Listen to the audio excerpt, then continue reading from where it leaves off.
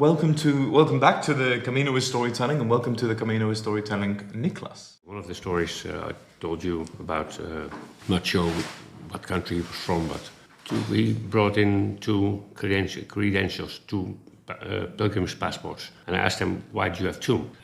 I remember he looked at me and then he started talking, and then he said he told me about his sister, that she was due to do the Camino at a certain point, but she died 2 weeks earlier. Now what he does is doing the Camino for her, collecting stamps in the different albergues for her. So now he has one pilgrim's passport for him and one for his sister. And then at the end he will, get the Compostela, the certificate for both him and his sister. From that moment on, I really liked asking people, why do you do the Camino? But it started off with this guy. Wow, that's a really, really beautiful story. It makes sense that you're a therapist. You have the vibe of listening to people's stories. You also said, and I noticed this on the way down, that you have people's stories lined up on the stairs of the albergue, which is quite a beautiful thing too. But talking about stories, how did a therapist from the Netherlands end up running an albergue in Salas? That probably sounds like a story in itself.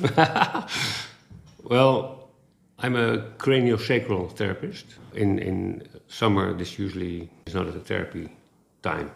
So and a friend of mine told me she had done the Camino, and I knew something about the Camino, but I kind of thought that's 2 days walking or an easy path. And then she explained to me it was 820 kilometers. And then who does that? 820 kilometers is far driving. Let alone walking. And then she showed me pictures, and I really liked it. And in the summer vacation, which was 2 weeks later, I was kind of bored, didn't know what to do for the vacation. So I thought, wow, let's just do the Camino. Let's start. I just started without preparation. Along the way, I met this English woman, and we started fantasizing about how would an albergue look like if we did it. And one thing came to the other, and then I went to Santiago, went back home, and then I took my bike back to Spain and started looking for an albergue. And I remembered that I had my parents had taken me and my brother and sister to the Alps, from refugio to refugio. So this was kind of something that came back to me, that I really liked it. And I'd studied tourism. And then, combining things, I thought the Camino would be a great place to do what I like in life. Healthy food, connecting people, meeting new friends easily, have some inspiration, give some inspiration. So that's what I all combined. And after 3 seasons of riding my bike on the Camino, this is where I ended up. Yeah. Wow. I remember when I came here, I couldn't breathe when I came in this house because it seemed doable. It was completely different than it was now, but I just couldn't stand it. After 3 years of fantasizing and making everything bigger and bigger and bigger, and then suddenly it was there, and I couldn't handle it. So after 10 minutes, I ran away to Oviedo. On my way back home, I went back home thinking that I was going to decide in a few months or later, and then suddenly the guy called. And he said, this weekend people are going to come from Valencia to check it out, the albergue. And then I said, I don't believe it, but I never know. So I had to make a decision fast, and then I called my friend, and because I'd been talking about it for 3 years, he said, Nicolaas, if you want to do it or not, I don't care, it's what you want, but if you do not do it after 3 years of looking, stop talking about it. So then I remember that yes, of course, yeah, you're right. And then 2 days later, I decided that I was going to do it, and that's when the adventure started. Yeah. Tell us some of the funny or special moments that have happened to you here. Yeah, well, the special moments definitely they are about music, or let's say a communal activity here in this kitchen. We call them the Goosebumps evenings are the ones they usually start off with music, and they involve everybody that's here. Probably one of the best nights was this Danish guy.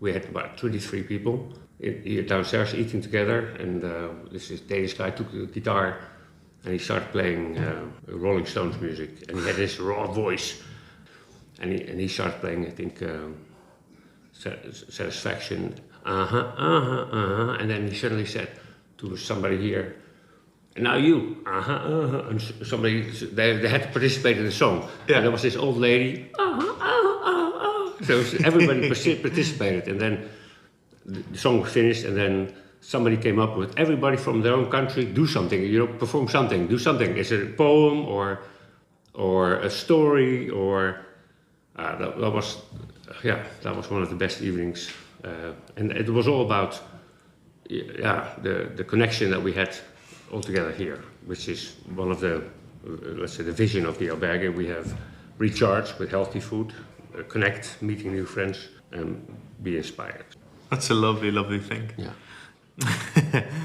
A silly one, a funny one that you think and you're like, what the hell? Well, first thing that comes to mind is this man that came in, and he said that he had been robbed, so he had no passport, no identification, no money. Okay, can I sleep here for free until I get my things? Okay, all right, sure. And then suddenly there were two Guardia Civil people coming in, looking for somebody. They looked around, went away. This guy from Germany sat here, and half an hour later they came back, and then they recognized him from the photo. So he was wanted. So these two Guardia Civil guys in Spanish said, "Your wife is looking for you." And he said, "I have no wife. I'm gay." He started throwing kisses to the Guardia Civil. There are every once in a while there are people missing on the Camino, and some of them are unfortunately missing, and some want to be missed because not everybody wants to be found. Yep. And this guy didn't want to be found, and so the Guardia Civil went away. Suddenly, my cook saw him walking in our storage. So she said to me, "He's there," and I said, "Did you go into this in the storage?" And he said, "No, are you crazy?" And this said he'd been here for a few hours. Then he had already unpacked and been in the bed, but then he was so angry suddenly that I asked him if he actually stepped into the storage and took 2 oranges, because I saw 2 oranges missing. I mean, who cares about 2 oranges? But just a strange thing that he would just enter. And then I confronted him with it, and he said, "Are you crazy? I'm not a thief." And then he took his stuff, went out, and he sat there on the plaza for 2 hours. Somebody else came, shaved his head off. At 11 o'clock in the night, it was dark. He started walking. The next morning we hear that he had, at 3 o'clock in the morning, he had entered in Bologna, one of the next albergues, and that they actually took him in and brought him to the police, and he was flown home because he had some mental issues. I guess it makes sense, people come to the Camino for lots of different reasons, perhaps to lose themselves for a few weeks, but I guess some people come to lose themselves forever, in a sense. Yeah. In daily life, you don't really take the time to really meet people other than your own friends and network. And here you have so many people that you can connect to easily. So that's special for me here. I think before I came here, and again, I've only been doing this for 2 days now, a few days, so this is only intermediate reflections. Yeah. But it's not a special place because of the views. I mean, the views are beautiful, but that's not the point or the geographical thing. It's the fact that you have so many people who choose to do this same route. Yeah. That's what makes it interesting. It's fascinating, and I like what you say about it not being about the destination, about the journey, and I think that's very, very true and very powerful. I was beating myself up last night about going slower than I expected to. What does it matter? But Nicolaas, thank you so much for coming on the Camino Storytelling. All right.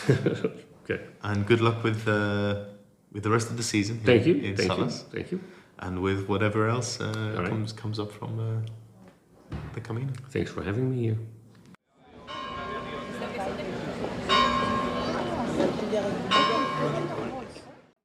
And that was the Camino Storytelling. As I sit here by the Cathedral of Oviedo, where 3 weeks ago I started this amazing journey. I just want to thank you all. Thank you all for listening.